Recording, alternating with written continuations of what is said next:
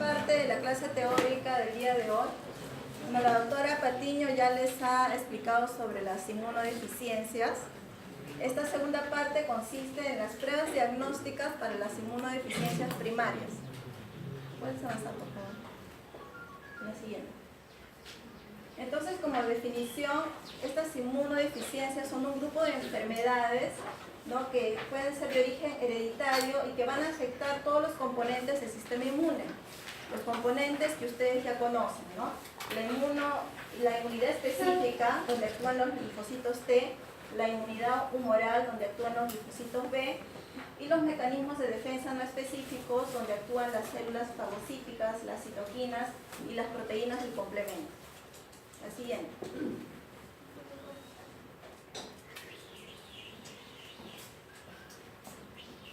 Bueno, las inmunodeficiencias primarias se van a presentar dentro de los primeros 5 años de vida del paciente, ¿ya? Un promedio del 90% de los casos se presenta dentro de los 5 primeros años. Va a tener predominio por el sexo masculino, entre el 60 al 80%, y su prevalencia es de 1 por cada 10.000 niños nacidos vivos. Refieren que en lo que es Latinoamérica predomina la inmunodeficiencia por anticuerpos. La siguiente.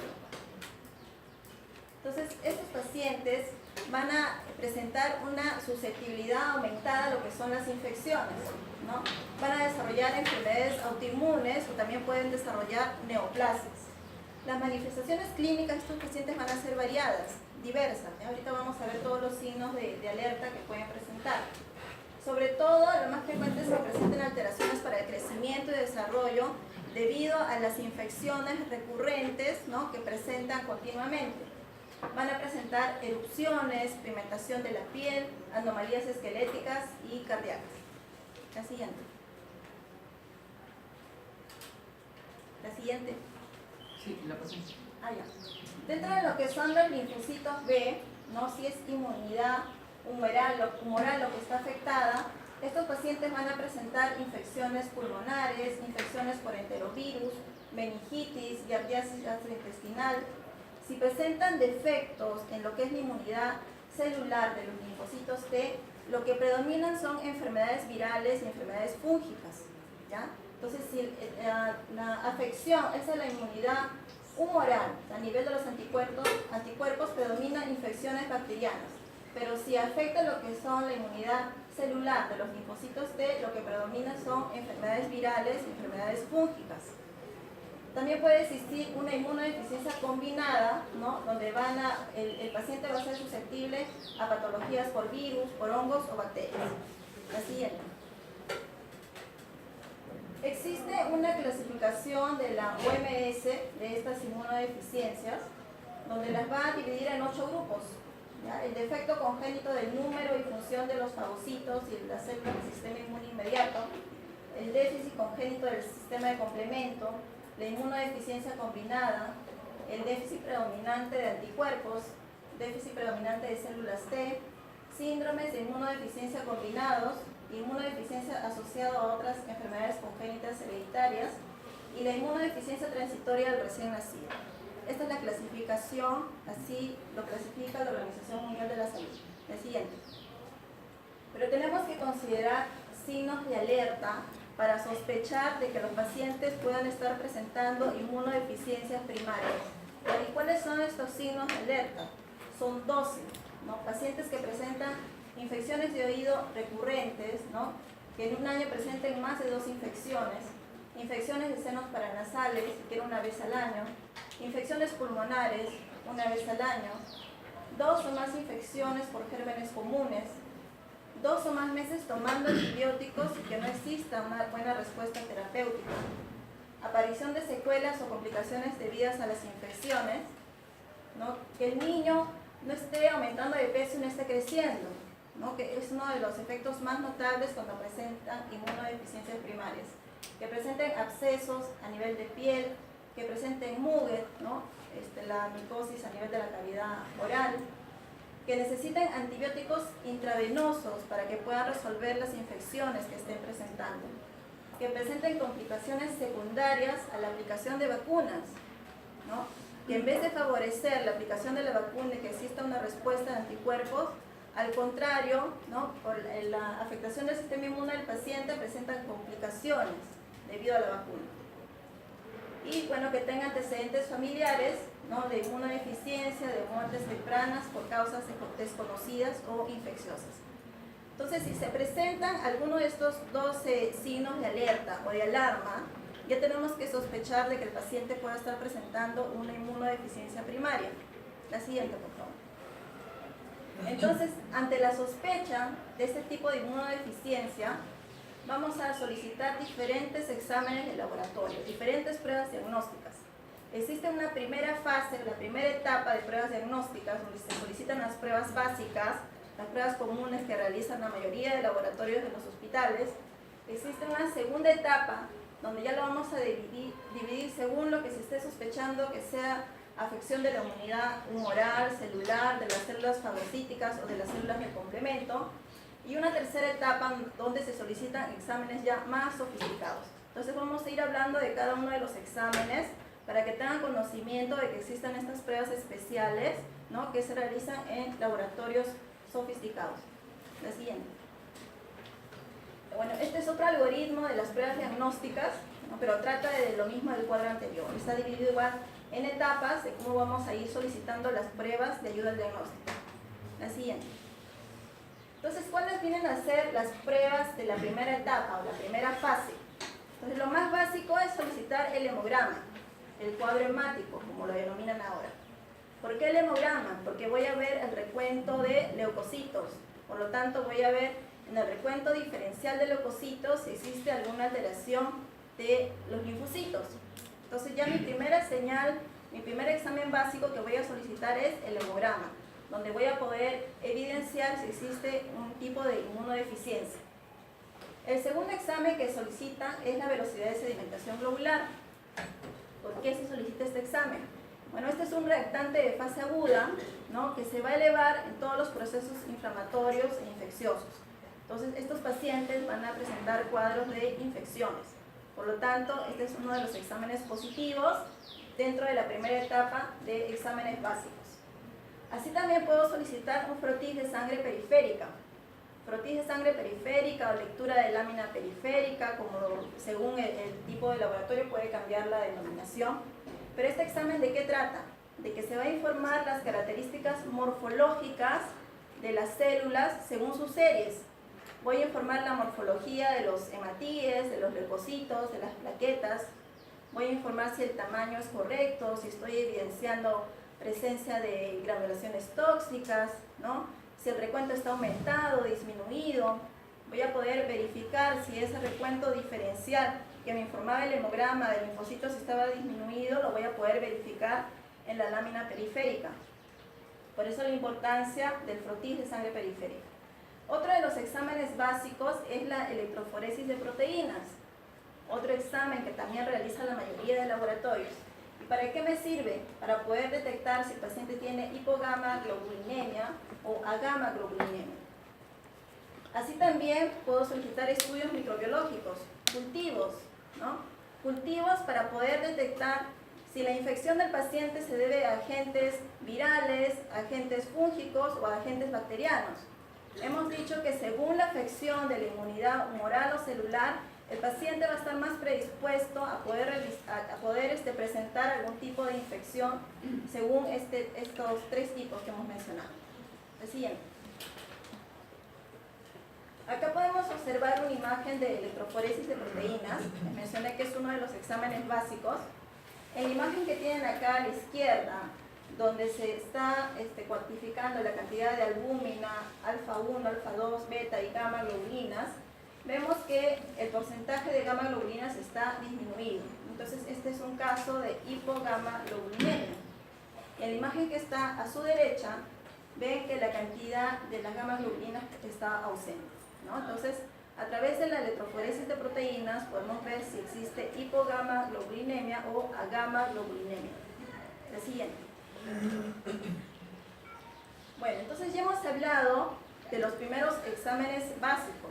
Entonces, una vez que yo solicité los exámenes básicos, me tengo que orientar a si el paciente tiene afectación de los linfocitos B, si están afectados los linfocitos T, si están afectadas las células fagocíticas o si está afectado el sistema del complemento. Luego de que yo realicé los exámenes básicos, me tengo que orientar a cuál de estos 4 grupos pueda estar perteneciendo el paciente que tenga la inmunodeficiencia primaria. Entonces, primero vamos a mencionar cuáles son las pruebas que solicito para inmunodeficiencia primaria por linfocitos B. La siguiente. Entonces, estas ya son pruebas de segunda etapa. Las de primera etapa son las básicas que mencionamos. Las de segunda etapa son las siguientes. Acá podemos solicitar clasificación de inmunoglobulinas. Estamos hablando de linfocitos B, estamos hablando de anticuerpos, ¿no? De respuesta humoral. Por lo tanto, acá podemos solicitar la cuantificación de inmunoglobulinas. Podemos solicitar cuantificación de inmunoglobulina G, inmunoglobulina M o inmunoglobulina A, que generalmente se hace por el método de turbidimetría. Podemos solicitar también la cuantificación de inmunoglobulina E, que es por el método de inmunoenzimático, por método de ELISA. Así también, otro examen de la segunda etapa para inmunodeficiencias de linfocitos B es la medición de las subclases de IgG. Esta IgG se puede dividir en 4 clases, IgG 1, 2, 3 y 4, y se va a procesar en laboratorio por el método de nefelometría. ¿Por qué es importante la cuantificación de estas subclases de IgG? Porque los pacientes que tengan una disminución de la IgG2, quiere decir que tienen una respuesta defectuosa ante los polisacáridos encapsulados, es decir, las bacterias encapsuladas. Por lo tanto, van a desarrollar infecciones por Streptococcus pneumoniae, por Neisseria o por Haemophilus influenzae. Entonces, de acá la importancia de medir o cuantificar las inmunoglobulinas IgG. La siguiente. Entonces, este es un cuadro, ¿no?, donde me menciono algunos casos clínicos de 3 pacientes, donde menciona la importancia de la IgG1, IgG2, IgG3 y la IgG4. La IgG1 que actúa, ¿no?, en reacción ante los virus y toxinas. La IgG2, le mencioné, que actúa ante los polisacáridos de las bacterias encapsuladas. La IgG3 que reacciona también contra los antígenos de proteínas, inclusive requiere más que la IgG1. Y la IgG4 que reacciona ante enfermedades alérgicas. Pero de acá, la más importante, la IgG2. ¿Ya? Les menciono. La siguiente. Entonces, si hablamos de estos exámenes de cuantificación de inmunoglobulinas, existen patologías que se van a ir detectando según los resultados que vamos a obtener. Este es un ejemplo de una de las patologías de inmunodeficiencia primaria, que es el síndrome de hiper-IgM, en el cual va a estar disminuida la cuantificación de IgG y de IgA y va a estar aumentada la cuantificación de IgM, ¿no? Estos pacientes se van a asociar también a neutropenia. ¿Y cuál es la alteración que se presenta en estos casos, en este cuadro diagnóstico? Los pacientes van a tener alterada esta molécula de superficie, que es la CD40, ¿no?, que va a estar presente en el linfocito T, la cual se debe unir al linfocito B y tiene que darle una respuesta, una señal, donde le indique de que ya no se siga produciendo más IgM.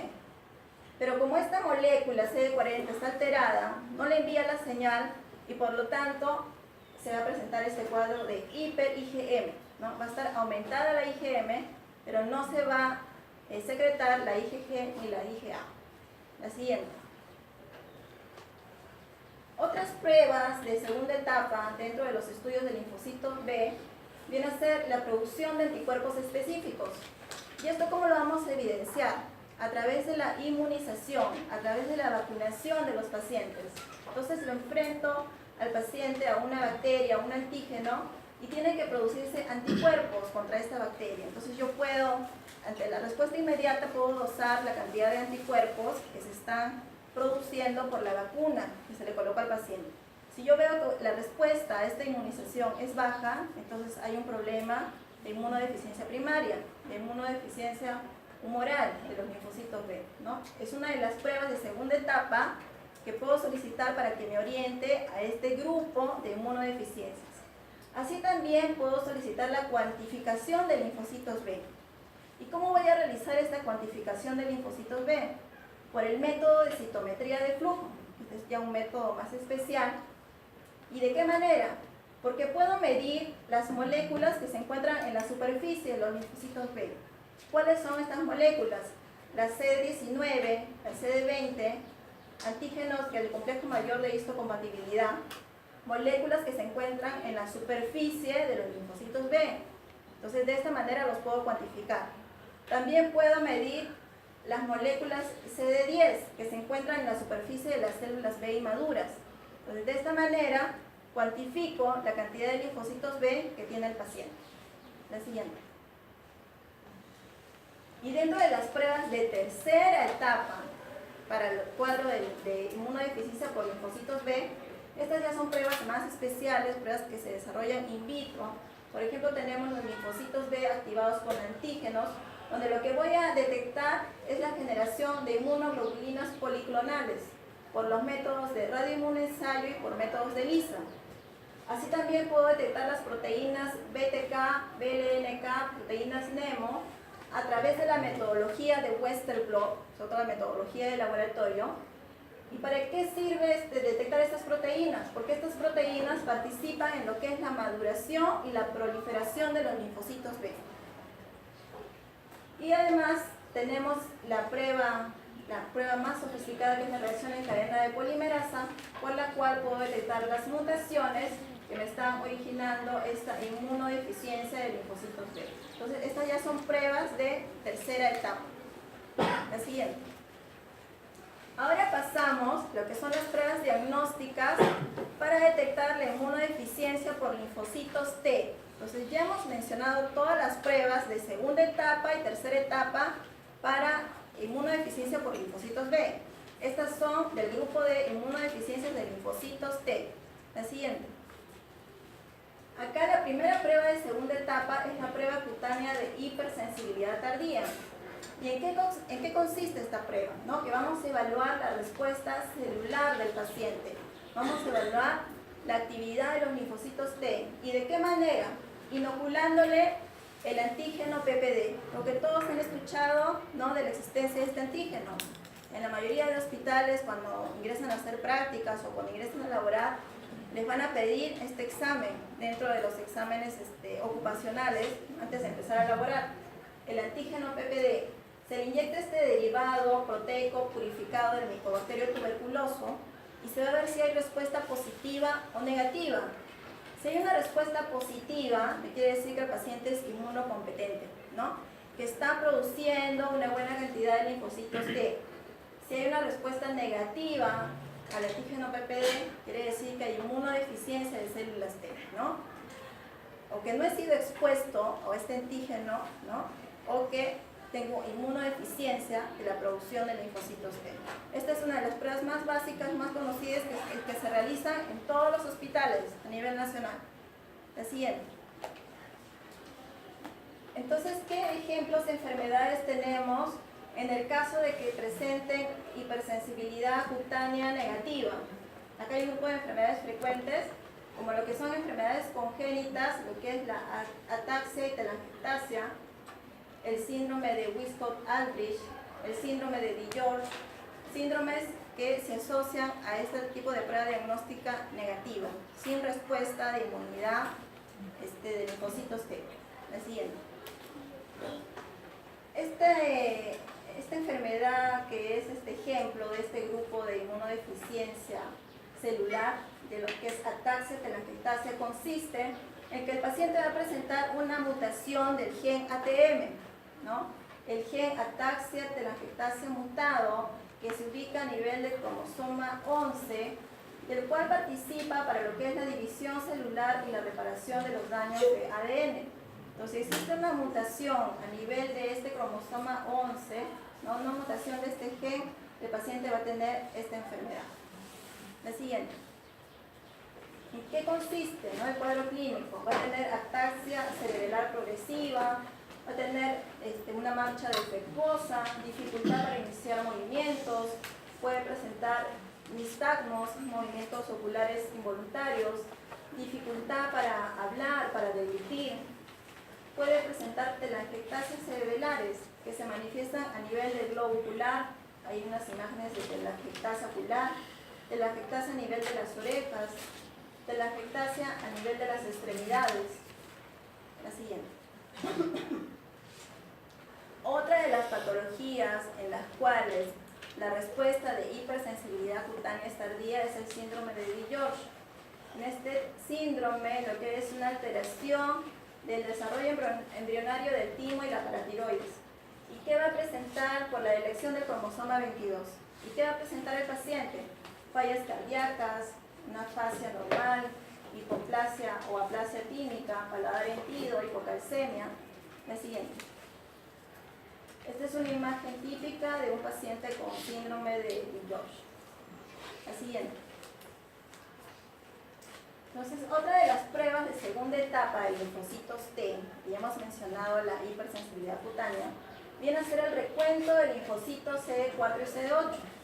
Estamos hablando ahora de inmunidad celular, de linfocitos T. Entonces, el recuento de linfocitos T, CD4 y CD8 también ya es más común. Antes tal vez era un poco más sofisticado, pero ahora los equipos cada vez se hacen menos complejos y ya varios hospitales lo están realizando. Entonces, para realizar este recuento de linfocitos tenemos que entender que los linfocitos T se dividen en dos subgrupos, ¿no? Y que en la superficie van a tener proteínas, que es lo que vamos a dosar. En el caso de los linfocitos T helper, en la superficie van a tener la molécula CD4 y es la molécula dosable, por la cual yo puedo cuantificar este tipo de linfocitos T helper.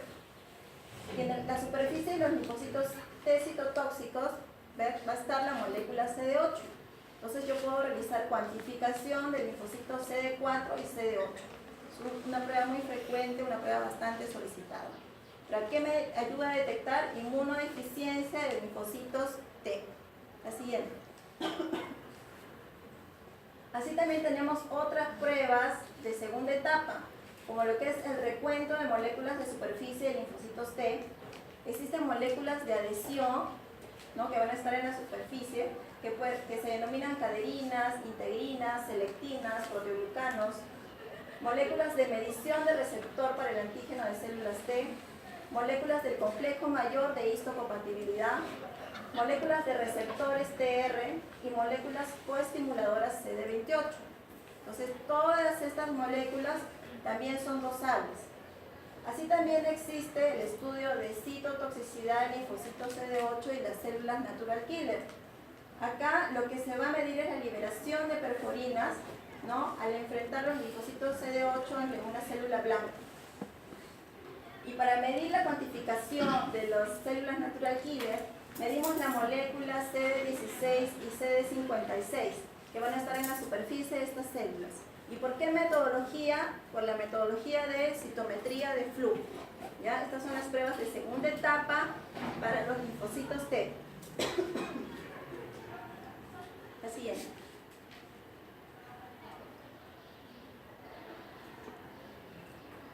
Ahora entramos a lo que corresponde a las pruebas de tercera etapa, ¿no? Quiere decir pruebas más sofisticadas para detectar inmunodeficiencia primaria del linfocito T. Acá nos dan de ejemplo lo que es la linfoproliferación en cultivo.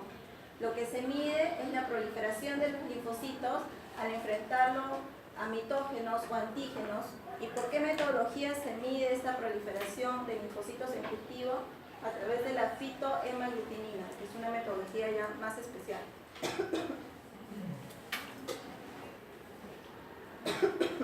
Así también podemos solicitar la cuantificación de citoquinas. Acá lo que se va a realizar es cultivar las células mononucleares y van a ser estimuladas por un antígeno. Una vez que se producen las citoquinas, van a ser medidas del sobrenadante de ese cultivo. ¿Por qué metodología voy a medir estas citoquinas? Por las técnicas de ELISA o por citometría de flujo. ¿Ya? Entonces, estas son pruebas de tercera etapa para la medición de inmunodeficiencia de linfocitos T. La siguiente. Otra de las pruebas de tercera etapa es la determinación de proteínas SAP70 y JAK3. La proteína SAP70 va a estar expresada en los linfocitos T, en las células natural killer y nos sirve para la selección positiva y negativa de los quimocitos. También podemos determinar las proteínas JAK3, que esta va a dar una señalización intracelular, ¿no? Que es una señal necesaria para que se complete el desarrollo de los linfocitos T. Cuando tengo una alteración de ambas proteínas, estoy hablando de una inmunodeficiencia combinada severa, ¿ya? Pero combinada severa de linfocitos T. La metodología por la cual hago la determinación de estas proteínas es por Western blot. La siguiente. Ahora entramos al tercer grupo de inmunodeficiencias primarias.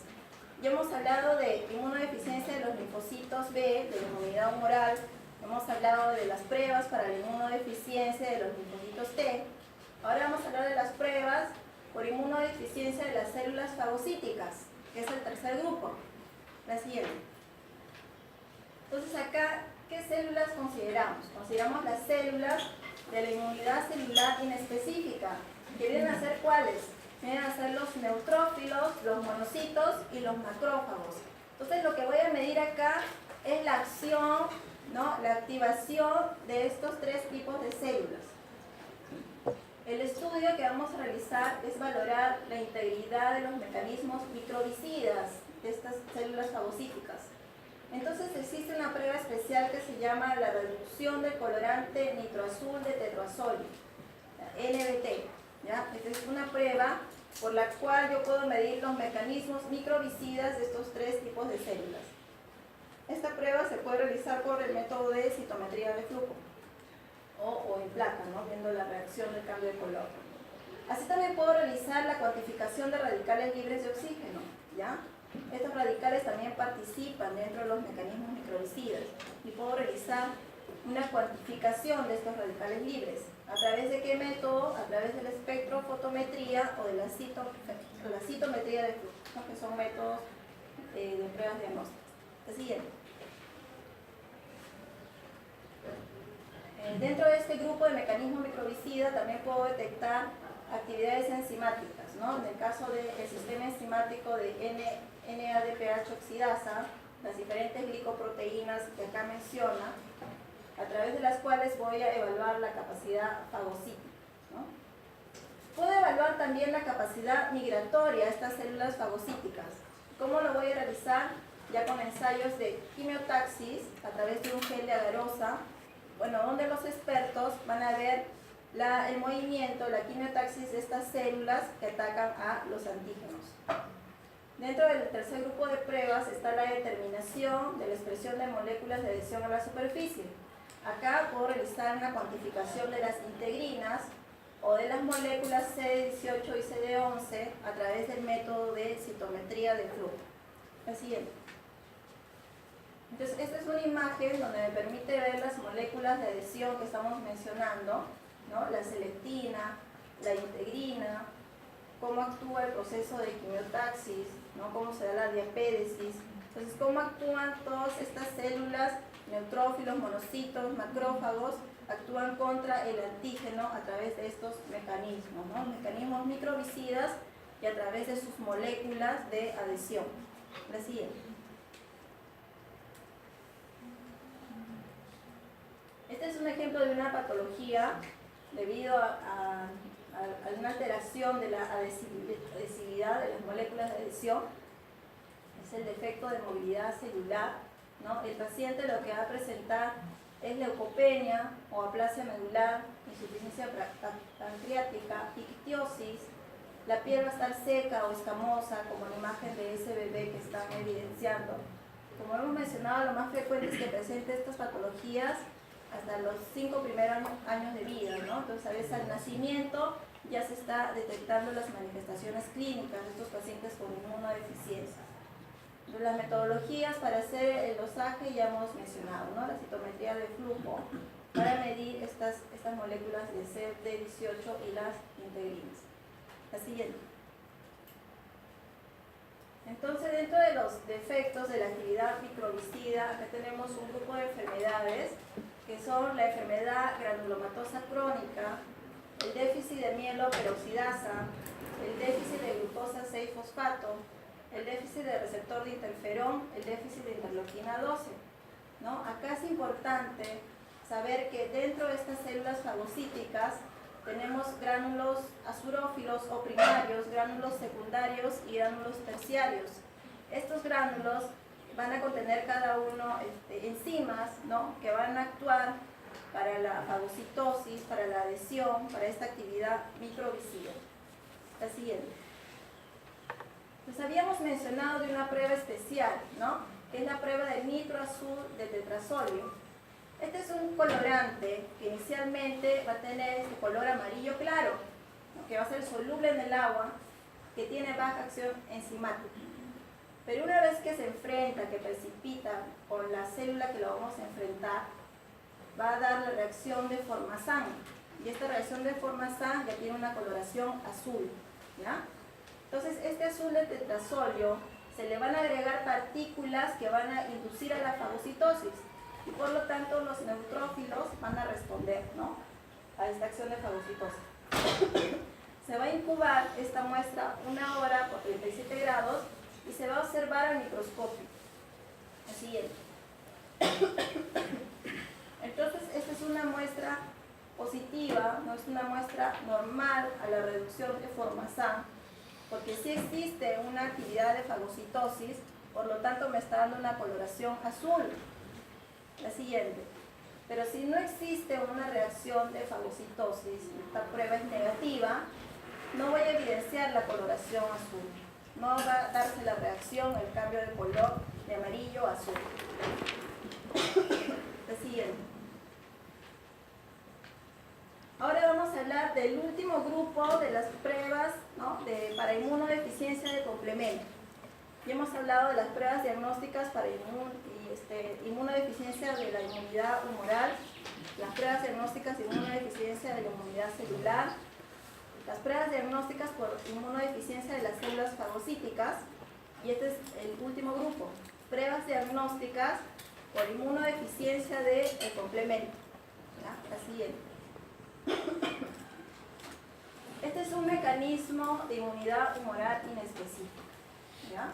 Acá participan 40 glicoproteínas, las 40 glicoproteínas que participan en este proceso de cascada del sistema del complemento, ¿no? Los individuos que tienen defectos heterocigotos, ¿no?, en los genes que codifican estas glicoproteínas, van a ser asintomáticos, no van a tener inmunodeficiencia. Pero los individuos que son pacientes homocigotos, ¿no?, para esta alteración de los genes, van a tener sintomatología para la inmunodeficiencia primaria debido a la alteración del sistema del complemento. ¿Negro? Entonces, ¿qué pruebas de laboratorio voy a solicitar? La primera que voy a solicitar es la cuantificación del complemento C3 y C4. Es lo más frecuente, ¿eh? Es lo que casi todos los laboratorios realizamos. Dosaje, cuantificación de complementos C3, C4. ¿A través de qué metodología? A través de la nefelometría. Así también se puede utilizar la inmunoprecipitación, radioinmunoensayo, ELISA o turbidimetría. Por todo este tipo de metodologías, por todas estas metodologías yo puedo cuantificar el complemento C3 y C4. Así también puedo realizar una cuantificación del inhibidor de C1 esteriasa, ¿no?, que participa dentro de este sistema de complemento. Puedo determinar si existe deficiencia de este inhibidor de C1 esteriasa. Puedo determinar la molécula CD59, ¿no?, que viene a ser un regulador fisiológico de la activación del complemento. Y la última prueba, que viene a ser el complemento hemolítico 50, que lo que mide es la actividad de lisis, ¿no?, de esta vía clásica del complemento, la lisis de los glóbulos rojos que van a estar recubiertos de los anticuerpos. Entonces, todas estas pruebas son las que yo solicito para medir inmunodeficiencia primaria del complemento. El siguiente. Este es un cuadro donde puedo observar todos los efectos del sistema de complemento, ¿no?, con sus cuadros clínicos que van a ir presentando los pacientes, ¿no? Infecciones de diversos tipos, por bacterias, biógenas, ¿no? Bueno, ya según estos son ya estudios más complejos que van a ayudar a determinar específicamente el nivel de complemento que esté alterado. La siguiente. Ahora estos son cuadros resúmenes de todo lo que hemos hablado. Ya hemos mencionado de los 4 tipos de alteraciones. Entonces, si el paciente presenta anormalidad de los linfocitos B, que va a estar afectado, puede presentar alteraciones de las vías aéreas superiores, ¿no? Infecciones respiratorias, puede presentar infecciones de piel, de tracto gastrointestinal, infecciones del sistema nervioso central. En estos pacientes, ¿qué voy a encontrar dentro de los, como hallazgo, tal vez dentro de los exámenes que solicito? Voy a encontrar que tiene agamaglobulinemia, hipogamaglobulinemia, deficiencia de inmunoglobulina A, inmunodeficiencia con hiper-IgM, ¿no? Ya hemos explicado del hiper-IgM. En el caso de anormalidad por linfocitos T, acá refiere que el cuadro clínico es inespecífico, ¿no? Pero generalmente los pacientes presentan infecciones fúngicas o infecciones virales, ¿ya? Infecciones por hongos o por virus. ¿Qué voy a encontrar dentro de estos casos clínicos? Pacientes con aplasia tímica o con ausencia de timo, pacientes con candidiasis mucocutánea, pacientes con deficiencia de las células natural killer. En el caso de anormalidad de las células fagocíticas, igual va a presentar infecciones respiratorias, de piel, de ganglios linfáticos. ¿Cuáles son las enfermedades que puedo encontrar? La enfermedad granulomatosa crónica, el déficit de las moléculas de adhesión. Hemos hablado de las moléculas de adhesión que están en la superficie, ¿no? Entonces voy a hacer una medición de la molécula CD11, CD18, CD15. Y por último, la normalidad de las células del complemento. El paciente de la misma manera presenta infecciones de las vías respiratorias, infecciones de piel, infecciones del sistema nervioso central. Y acá lo que puedo encontrar es que tenga déficit de complemento C3, de complemento C4, ¿no? La siguiente. Y por último, bueno, son los estudios de laboratorio que hemos mencionado. Si es alteración a nivel de los anticuerpos, deficiencia de anticuerpos, voy a solicitar el dosaje de inmunoglobulinas, voy a solicitar subclases de inmunoglobulinas, ¿no? Hemos hablado de la IgG2, que es muy importante. Entonces voy a encontrar valores alterados de estos exámenes que estoy solicitando. En el caso de deficiencia de células T, puedo solicitar una radiografía de timo para detectar si hay aplasia o ausencia de timo. Voy a realizar intradermorreacciones, hemos hablado de PPD, de la hipersensibilidad cutánea, la respuesta tardía, ¿no? Puedo solicitar la cuantificación de subclases de linfocitos, hemos hablado de los linfocitos CD4 o CD8, ¿no? De las pruebas de linfoproliferación.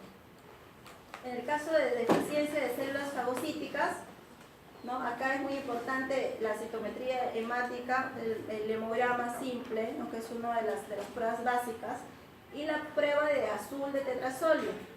Hemos explicado ya en qué consiste la prueba de azul de tetrasolio, ¿no? Que me mide la respuesta fagocítica. Si veo la coloración azul al microscopio es que existe una buena respuesta fagocítica. Si no la reacción azul, ¿no? Y sigue la coloración amarillenta, es que no existe reacción de fagocitosis. Y la deficiencia de complemento, ¿no? Para lo cual solicito dosaje de C3, C4, la prueba de CH50, la inhibición del C1Q, ¿no?